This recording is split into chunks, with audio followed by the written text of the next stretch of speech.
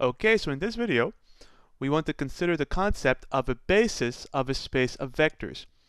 And let me explain why I'm saying that a space of vectors and not explicitly Rn.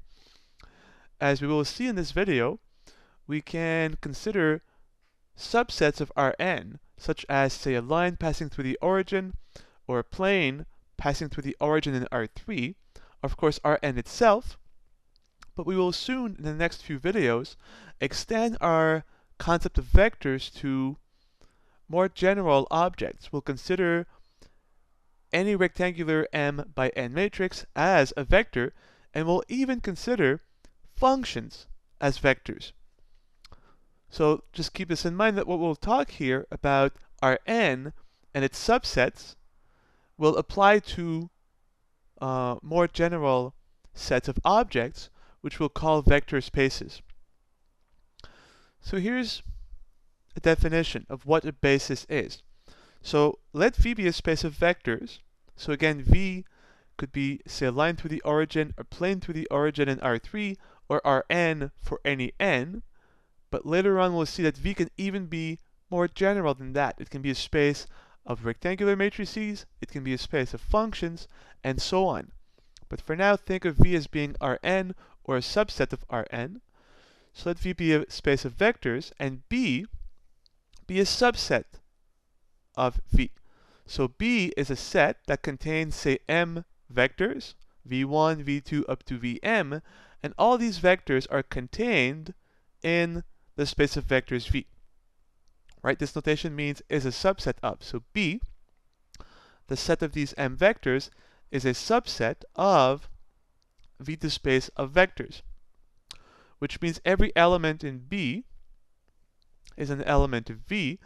Therefore, every vector in our set is a vector in the space of vectors V. With this now, we can define what a basis of the space of vectors V is. So we say that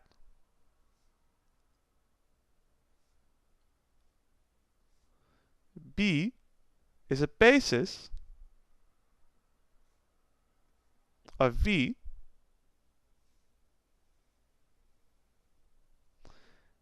if B satisfies two conditions. So if condition A, the elements of B are generators for the entire space, and therefore generate means taking all possible linear combinations, therefore the span of the vectors in B, so the span of these m vectors, has to be the entire space. Right? The span of a set of vectors is the set of all linear combinations of these vectors. And B will be a basis if the span of the vectors in B gives you the entire space of vectors V. So if A, that's our first condition, and B, the vectors in B are linearly independent.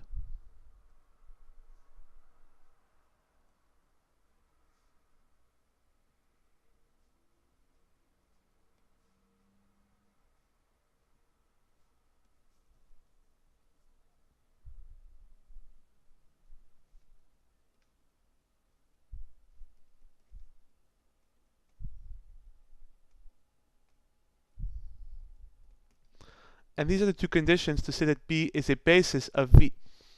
And now, again, what is a basis? Well, condition A says a basis is a set of generators for the space of vectors, right? If you find all linear combinations of these m vectors, you get the entire space. So the vectors in B generate the entire space, but the idea is, again, we want a set of generating vectors for the space to be as small as possible, right? And think of this, if you can generate the space, say with 4 vectors, why would you use, say, 5, 6, or more? It doesn't make sense. You want to generate the space with as few vectors as possible. And that's what condition B guarantees. If the vectors are linearly independent, then we know that none of the vectors will be linear combinations of the others, and so you do need all of these m vectors. So if you lose one of those, you will actually lose part of your space. So condition A again guarantees that the set of vectors in B generates the entire space, and the fact that the vectors are linearly independent guarantees you that the set of generators you have is as small as possible. Let's consider, let's say, 3 examples. We'll consider an example for Rn for any n, then for a plane in R3, and then we'll look at 2 new definitions regarding rectangular matrices, which will give us 2 new subspaces, spaces of vectors. Let's do one example.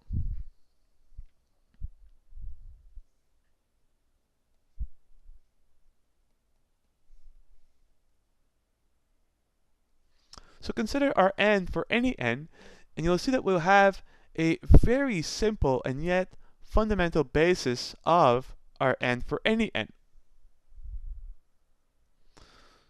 So Rn is the space of vectors with n components, the space of vectors of length n, so x1, x2, up to xn. And again, the xi's, x1 through xn, range over all possible real numbers. That's what Rn is. Well, again, let's split those n components, and we'll get a linear combination. If you factor in x1, you will have x1 times the vector 1 and everything else 0, plus, if you factor x2 times the vector now 0, 1, and everything else 0, up to xn,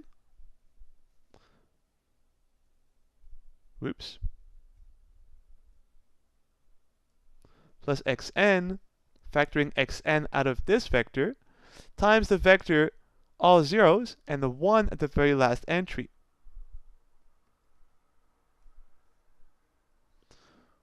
Where each xi can range over all real numbers. And if you look here, what we have is the span of these n vectors.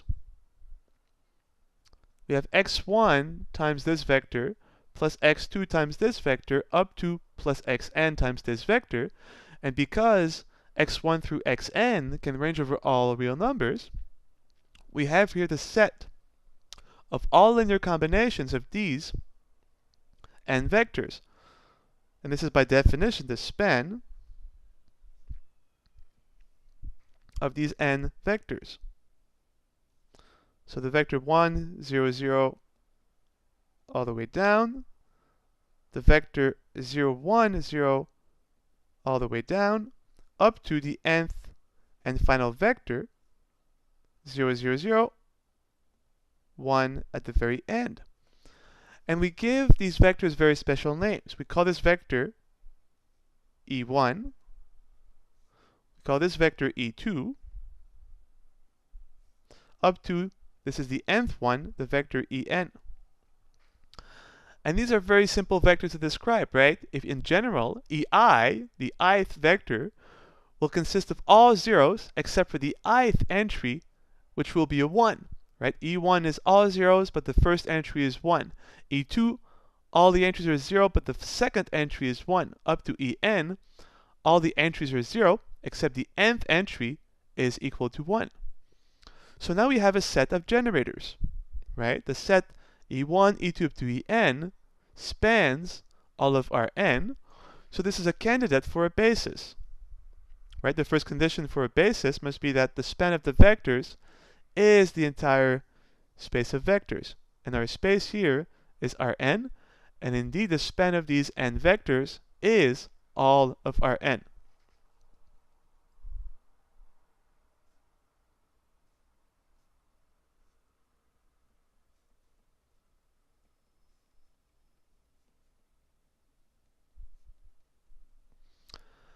But there is one last condition we have to check. The vectors must span the space, which they do here, but the vectors must be linearly independent.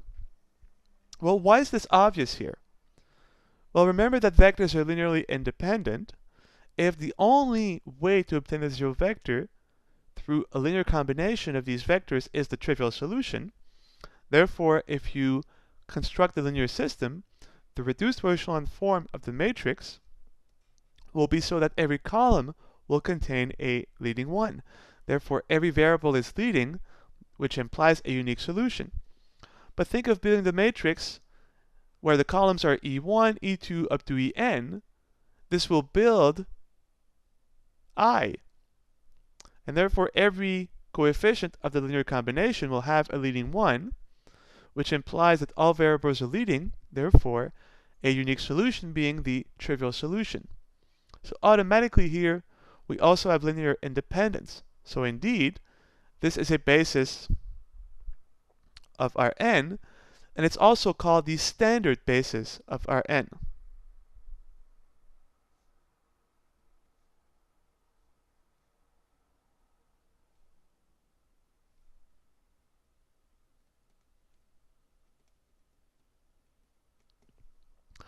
And that's our first example of a basis. These n vectors form a basis of Rn, and they're very special. They're called the standard basis of Rn. Now, one last little definition before we consider our next few examples, and that is the concept of dimension. If you recall in the previous video, we said that if we use our intuition, and if you build back from R1, just a real line, the dimension, we think of it as 1. If you think of R2, the xy plane, we think of it as having a dimension equal to 2. If you think of R3, the xyz coordinate system, we think of it as being a 3-dimensional space. So in general, because Rn consists of all vectors with n components, and every entry could be anything you want, we think of Rn being an n-dimensional space. And if you see here, Rn is spanned by n linearly independent vectors, and so we'll now define this, but the dimension of a space of vectors is simply the number of elements in a basis. So you can see here, if we say, well, what is the dimension of Rn? This will be the number of elements in a basis. This happens to be n. So the dimension of Rn is exactly n. Let's define this more generally, and then we'll just prove very easily that a basis of Rn has to always contain n linearly independent vectors. So this definition makes sense. No matter which basis of Rn you choose, and no matter which one I would choose, we will always have exactly n linearly independent vectors.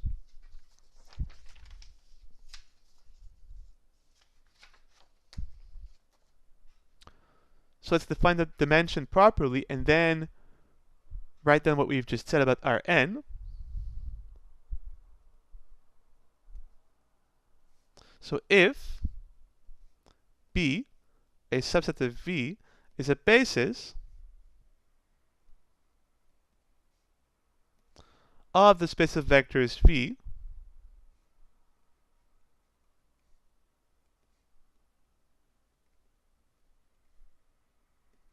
then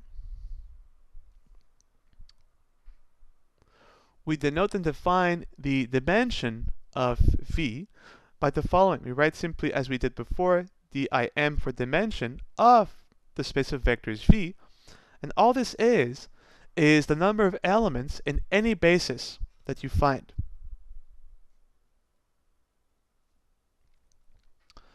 Let's now prove that this makes sense and is well defined in Rn, but we will prove later on, when we consider more general spaces of vectors, that this is always true.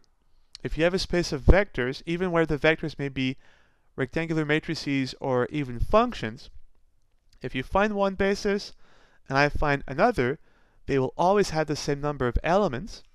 Therefore, this definition makes sense. Let's now make a remark about Rn.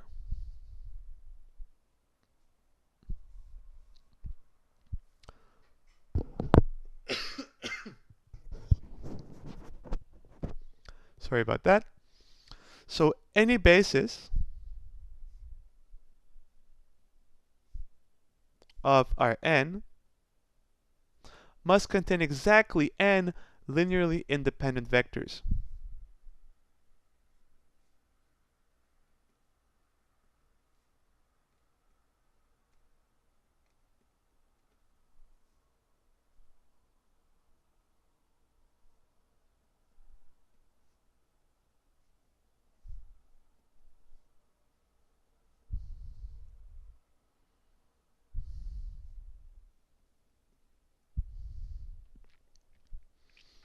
So if I give you a set and I ask you, is this a basis of Rn? If you have fewer than n vectors or more than n vectors, you don't have to do anything. Guaranteed it cannot be a basis because a basis for Rn has to contain exactly n linearly independent vectors. And think of why that is, right? There are two conditions for B to be a basis of Rn. The vectors in B must be, condition B, linearly independent. And now we're assuming that it is the case. But the vectors in B must also span Rn. And think of it, vectors will span Rn if when you put them in a matrix and you row reduce the matrix, you get exactly n leading ones. But think of it, if you have fewer than n vectors, then you will have fewer than n leading ones. Therefore, the vectors will not span Rn. So you have to have at least n vectors. But if you have more than n vectors, now think of it, you will lose linear independence. If you have more than n vectors when you row reduce, since you only have n rows, that means that one column will not have a leading one.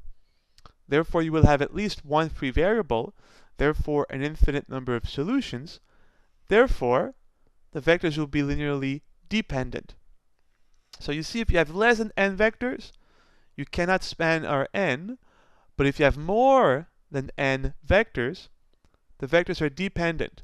So the only way to have a basis of Rn is to have exactly n linearly independent vectors, which proves that the dimension is well defined because any basis of Rn will contain exactly n vectors, and so the dimension of Rn is equal to n. Let's consider now a simple example of a plane passing through the origin in R3, and we'll ask to find its basis and the dimension of this space of vectors. So this is our second example.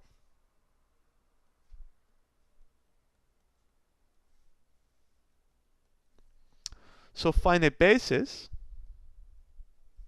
and again, there are many bases, and bases is the plural of basis, but given any space of vectors, there's always, or almost always, an infinite number of different bases. So find a basis and the dimension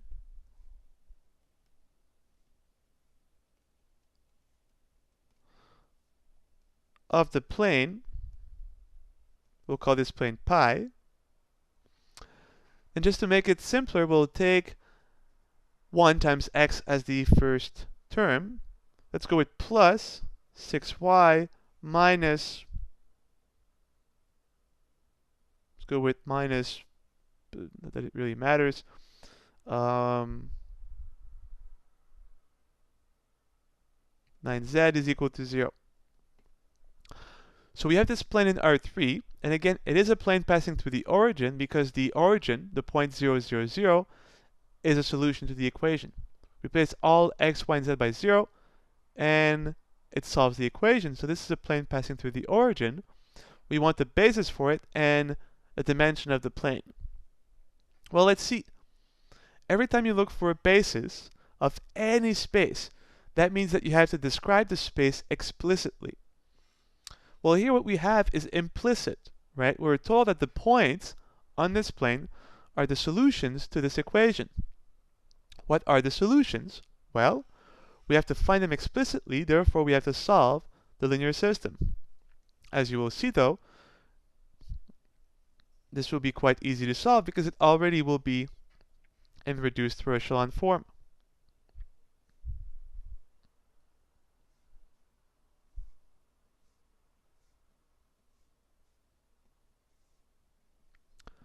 So we can write the solution set.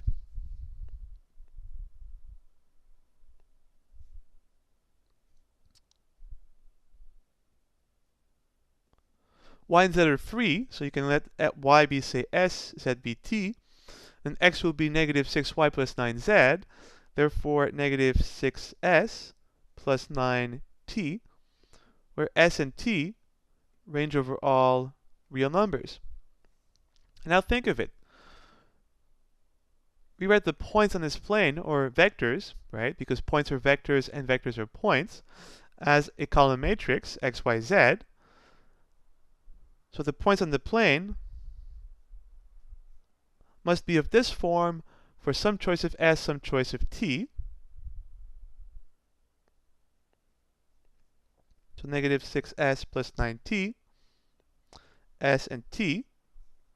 Split the free variables, s and t, and you will get s times negative 610 plus t times 901.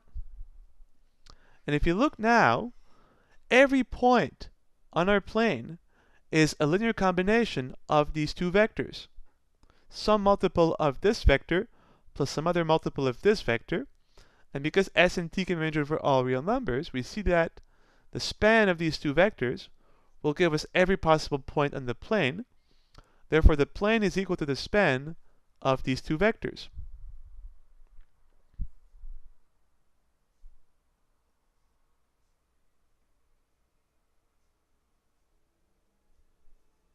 Negative 610, 901. We can call this vector v1 and this vector v2. Sorry.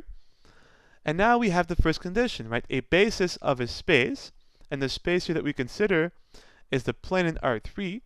So we have a subspace of R3, right? This plane is living inside of R3, but clearly is not the whole space. So it's a subspace of R3. And we now have two generators, right? The span of these two vectors gives us the entire plane. So a question is now, do we have a basis? Well, a candidate would be taking the vectors v1, v2. And B will be basis of pi, the plane, if, first condition, the span of these vectors give you the whole space, which we have just proved. So these vectors are generators of the plane. And the second condition is the vectors must be linearly independent. Well, remember what we have proved in an earlier video. Two vectors are linearly dependent if they are parallel, if one is a multiple of the other. Well, is v1 a multiple of v2? Well, if it were, 0 will be equal to a multiple of 1. Well, what times 1 is 0? That's 0. But 0 times v2 clearly is not v1. These two vectors are not parallel, so clearly they are linearly independent because neither is the 0 vector. So let's write that down. So since we only have two vectors as generators, and they're not parallel, and keep in mind this argument only works for two vectors. If we had more vectors, we would have to look at the matrix, row reduce it, and make sure that every column contains a leading one. But because we only have two vectors, no need for it. And because they are not parallel, the vectors are linearly independent.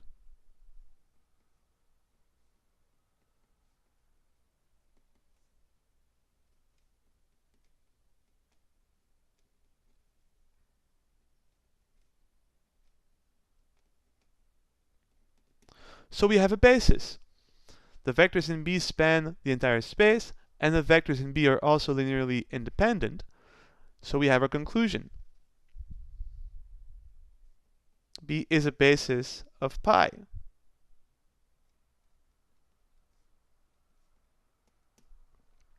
Well, we also asked, and of course the vectors here are negative 6, 1, 0, 9, 0, 1, but of course we also asked for not only a basis of pi, but the dimension of pi as well. Well, recall our definition of dimension. Given a space of vectors V, the dimension of the space is the number of elements in any basis. Well, we have our basis here, so the dimension of the plane, which is our space of vectors, will be the number of vectors in a basis, and we have here a basis with 2 elements, so we get a dimension of 2. And this fits perfectly with our geometric intuition of a plane, right? A plane in space, no matter where you put it, is a 2-dimensional flat surface. So this matches our intuition perfectly. Let's consider now 2 more definitions, which will give us 2 examples of subspaces of Rn.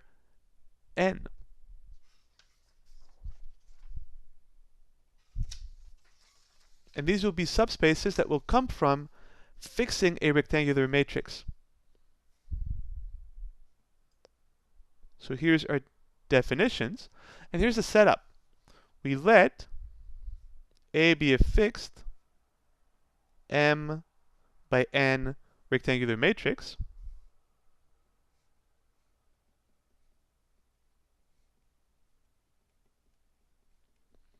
And recall that we can view a matrix as a function, right? We can view the matrix A as a function from Rn to Rm.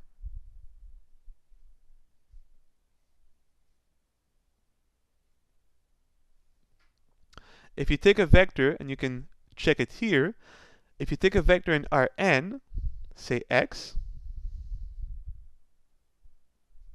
so again, a column matrix of length n. So if this is an n by 1 vector, a column matrix of length n, and you multiply the vector by A, where A is a m by n matrix, this is the action of the matrix. We take points or vectors in the space, and we multiply them by our matrix A. First of all, is Ax defined? Well, n equals n, check. The multiplication between A and the vector x is defined, and the result is a m by 1 vector, so a column matrix of length m. So this does belong to Rm. And now with this idea in mind, we can form one subspace of Rn and one subspace of Rm. Let's first define the subspace of Rn. This is called the kernel of matrix A.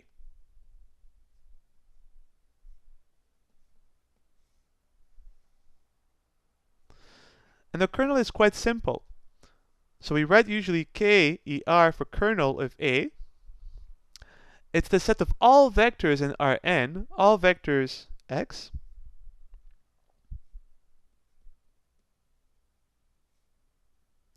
that satisfy one property, and the property is the vectors in the kernel of A are the vectors are sent to the 0 vector in Rm by the matrix A. So the property is if you multiply the vector x by A, you will get the vector in Rm, but we only take those where A times x is the 0 vector in Rm. And that is the kernel of the matrix. We also have the image of matrix A.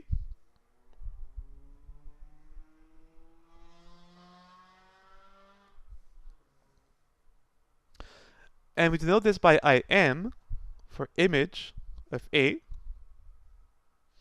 And this is simply every possible vector in Rm that are of the form A times x.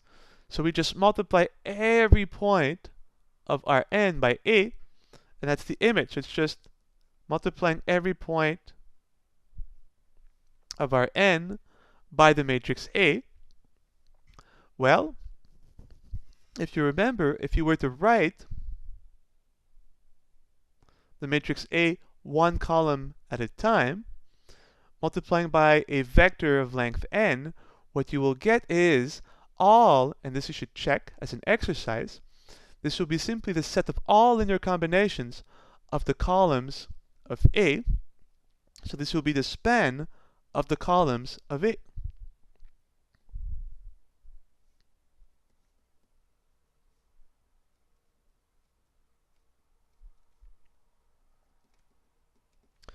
And that's what the image is. And if you think of it, well, A is an m by n matrix. So the columns have length m. So they are vectors in Rm.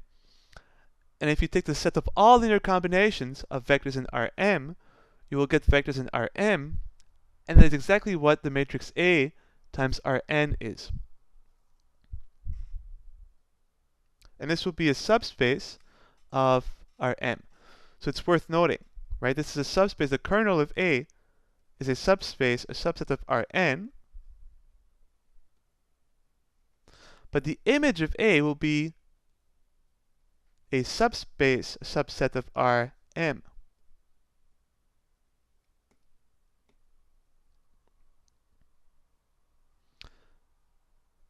Just for good measure, let's just check this. It will take us 2 lines, and then we'll consider an example of a matrix, and we'll find its kernel, a basis, and the dimension of it, and we'll also find the image as well. Let's just prove this. So we have our matrix A, which we said was an m by n matrix. So it will consist of n vectors, right? There are n columns. So the matrix A will be, say, column 1, column 2, up to the nth column.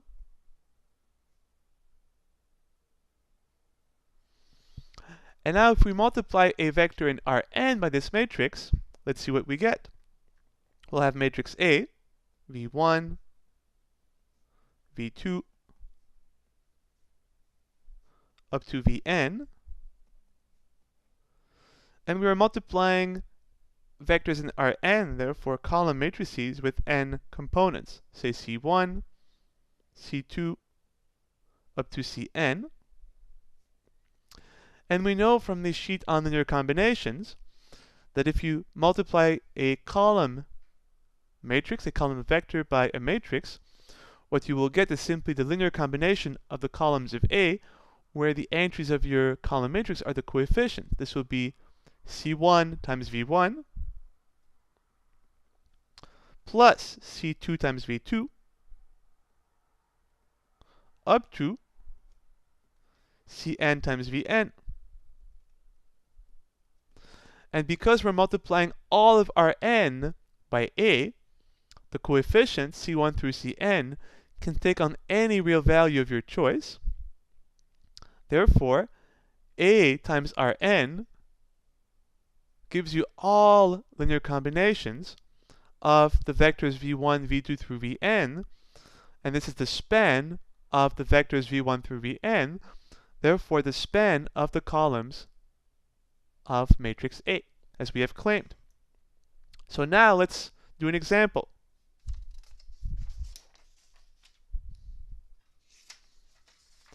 Let's take, say, a 2 by 5 matrix. We'll find its kernel, its image, the dimension, and a basis for both in both cases. So let A be equal to, say, 2, 3, 4, negative 5, 8, 2, 3, 5, 4, and say 10. And the size is important, right? This is a 2 by 5 matrix. So the matrix A will be a function from R5 to R2.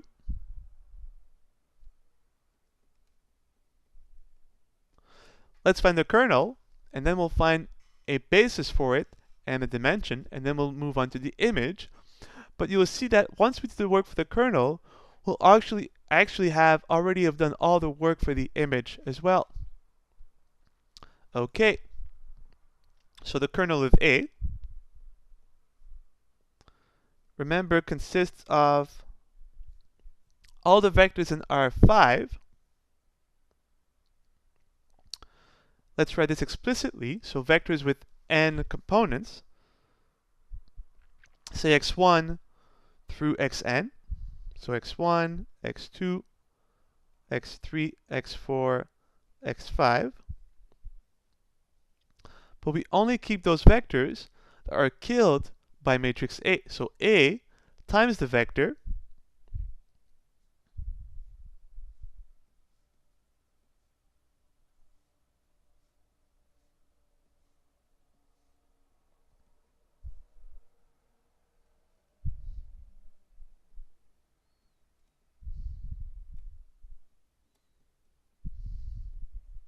equals the 0 vector in R2.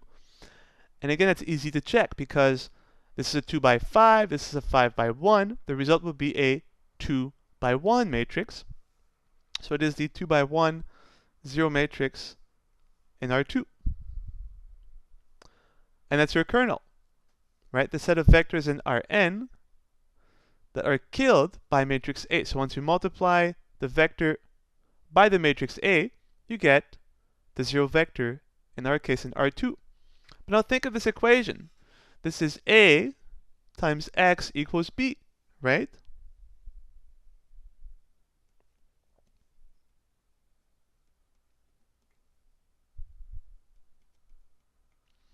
So think of what we have here. The kernel of A consists of the vectors of length 5 that are solutions to the equation AX equals B. So we're just looking at finding all solutions to this linear system. So we can write this, of course, as an augmented matrix, and the solutions of our system will be the elements in the kernel. So in a sense, there is really nothing new here. And as always, whenever you look for a basis, you have to solve for the elements of your space explicitly. And here what we have is implicit. The vectors in the kernel are the solutions to this linear system. Well, you will never find a basis unless you actually find the elements of your space explicitly. So here we have to solve this linear system. So x1, x2, x3, x4, x5 are the variables. The constant terms are 0. And the matrix of coefficients is the matrix A. So 2, 3, 4, negative 5, 8, 2, 3, 5, 4, 10. Well, first operation, before we multiply this by a half, let's do row 2 minus row 1.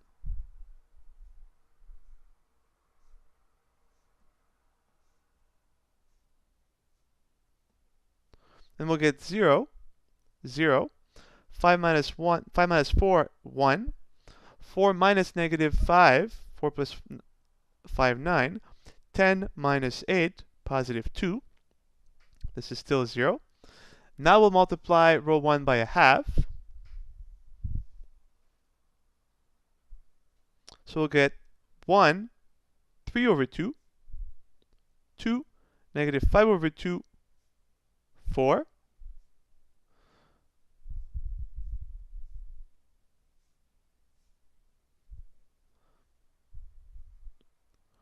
We want the reduced to echelon form of our matrix. Let's finish by doing row 1 minus 2, row 2. We are only changing row 1. The zeros will remain zeros. So we can recopy row 2 as is.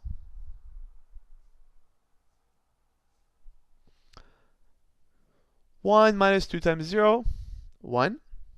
3 half minus 2 times 0, 3 half. 2 minus 2 times 1, 2 minus 2 is 0. Negative 5 over 2 minus 2 times 9, negative 18. But negative 18, if you want this over 2, is negative 36. Minus 5 is negative 41. And finally, 4 minus 2 times 2, 4 minus 4, is 0. Now we have the reduced full echelon form of our linear system, so we can write the general solution set.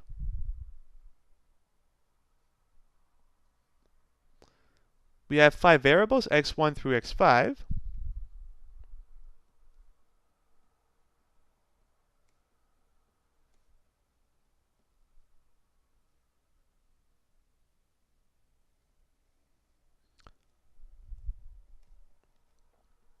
As always, we handle the free variables, which are x2, x4, and x5.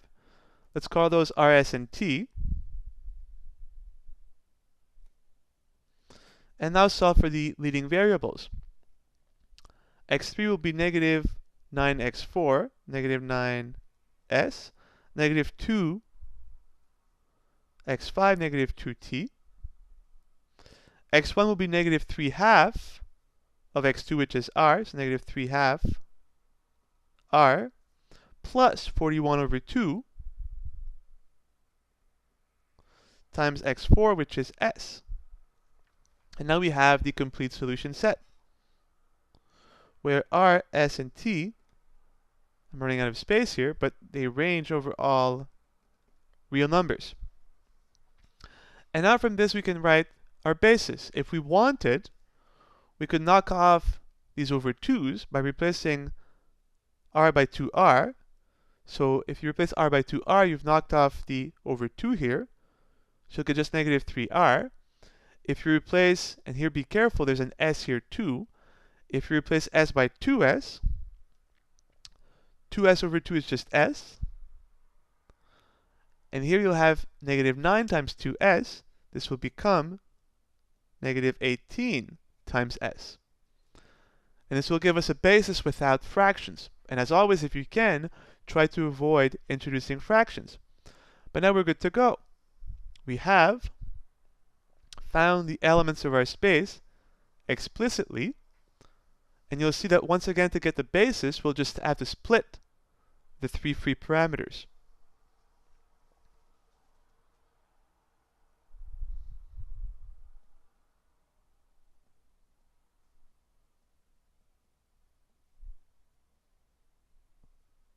So,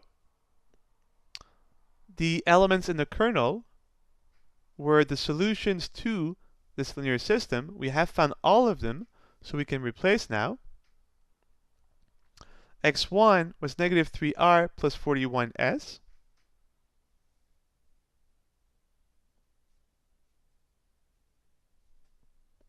x2 was just 2r, sorry.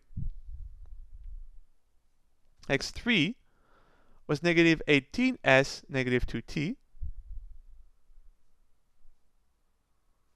x4 is 2s, and x5 was t. Let's now split up all 3 free variables, so r times the vector negative 3, 2, there's no r, no r, no r, so 0, 0, 0, plus s times 41, 0, negative 18, 2 and 0, plus t times 0, 0, as there's no t, negative 2, 0, positive 2. And look what we have now. Every vector in the kernel must be equal to this for some choice of r, s, and t. Therefore, is a linear combination of these 3 vectors.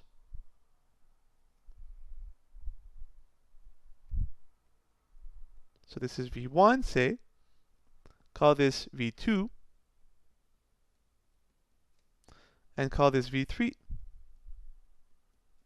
And because r, s, and t are free variables, they are allowed to range over all real numbers. Therefore, the span of these 3 vectors, recall the span is the set of all linear combinations of given vectors, But because R, S, and T are free, we do have here all linear combinations of these three vectors.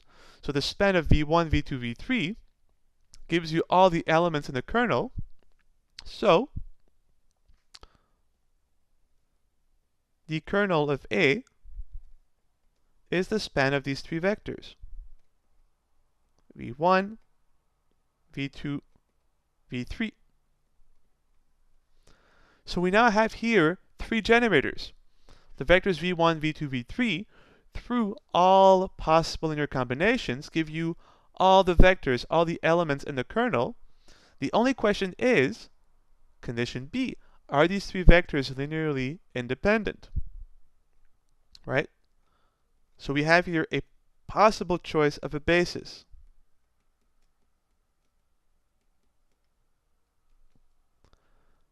Condition A is satisfied, the span of B is the whole space. We have to check now for linear independence. And this I will leave up to you, because remember, to check for linear independence, put these three vectors in the matrix, row reduce, and if every column contains a leading 1, therefore we have a unique solution, and so we have linear independence. And this is really easy to check using row reduction. If you wanted to, you could be sneaky and you could avoid the row reduction by looking at this. Because this linear combination can be collapsed into this vector, and you see, if this vector were equal to the 0 vector, well, look at this entry. T would have to be 0. Look at this entry. This would also have to be 0. Therefore, if 2s is 0, s would have to be 0. And this entry would have to be 0, but if 2r is 0, r would have to be 0. And you see, the only way that this vector equals the 0 vector is if r equals 0, s equals 0, t equals 0. But if r, s, and t are all equal to 0, and that is the only solution, by definition, these three vectors are linearly independent. So either you notice this shortcut, or even if you don't, put the three vectors in a matrix, row reduce, and check that you have in each column a leading 1. Either case, this is a basis of the kernel.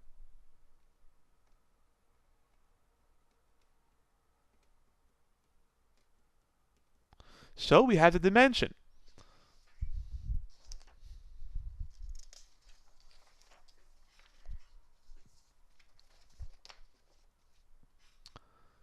The dimension of the kernel, or any space for that matter, is the number of elements in any basis, and here our basis contained 3 generators. Therefore, the dimension of the kernel of our 2×5 matrix is equal to 3. And that completes our look at the kernel. We found a basis, and we have the dimension. Let's now look at the image of matrix A, find a basis for it, and the dimension. And you'll see that we already have done all the work. If we only look at the reduced echelon form of the matrix A. So recall that the image, so let me just rewrite the matrix A. It was the matrix 2, 3, 4, -5, 8, 2, 3, 5, 4, +10. And recall that all the image is the span of the columns of the matrix A. So it is the span of the vectors 2, 2, 3, 3, 4, 5, -5, 4, 8, 10. So right away we already have a set of generators, right? Right away, by definition of the image, it is the span of the columns of A. So we already have a set of generators. The only question is, are the vectors linearly dependent or independent? If they're independent, we're done. If they're dependent, The question is, which vectors do we throw away to reduce our set to a basis? Let's give these vectors name. This is vector v1, v2, v3, and don't confuse those as the ones we've used in the kernel, right? We call these vectors v1, v2, v3, but now we're moving on, forget this, and now we call these vectors v1 through v5.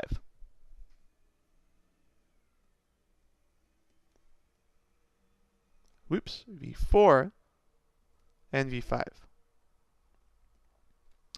So we have 5 generators. The question is, do we need all of them? Well, we already know that they are dependent, right? The vectors are in R2. They only have 2 components. And so if you reproduce this matrix, we know that we can have at most 2 leading ones, but we have 5 columns. So at least one column will have no leading one, therefore an infinite number of solutions. Therefore, automatically these vectors are linearly dependent. The only question is, which one can we throw out and not lose anything? And the answer lies in the reduced first echelon form of A. Remember the intuition.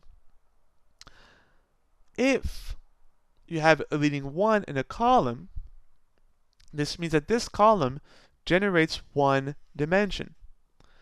If a vector does not have a leading 1, it generates nothing new, and you don't need it. So let's put this with what we have at this point. We have reduced the matrix A to this form. The first column does contain a leading 1, which says that vector v1, will span one dimension. So you have to keep this vector. Vector v2 does not contain a leading 1. Therefore, this second vector gives you no additional dimension, and you can just throw it out. And it's clear from just by looking at the 2 vectors, because look, vector v2 is just 3/2 of vector v1. So v2 is just a multiple of v1. So if you already have v1, you don't need v2.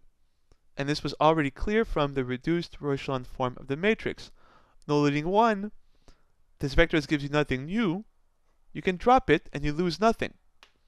Now v3 does contain a leading 1, so v3 will allow you to build to span an additional dimension, so you have to keep v3. But v4 and v5 don't have leading 1s, therefore they don't span any additional dimension, so you don't need v4 and v5. You can drop them. And now if you are left with these 2 vectors, they will form a basis, because if you reduce the matrix formed by these 2 vectors, you will get in the end these 2 columns. So you'll have 2 columns, 2 leading 1s, which proves linear independence, and they will be a spanning set for the image. And now you have your basis. And that's it.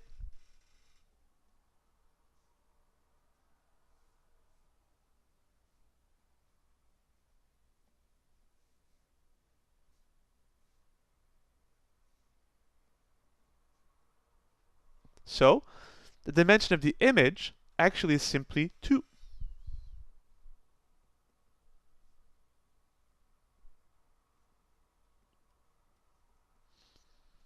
And if you notice here, there is something interesting. Right? The dimension of the image, is the number of elements in its basis. But the basis contains 2 vectors, therefore the dimension of the image is 2. This is a parenthesis, but this happens to always be true. If you recall, A was a 2, well, it's right there. No need to recall, but A is a 2 by 5 matrix. And if you notice, 5 is 2 plus 3.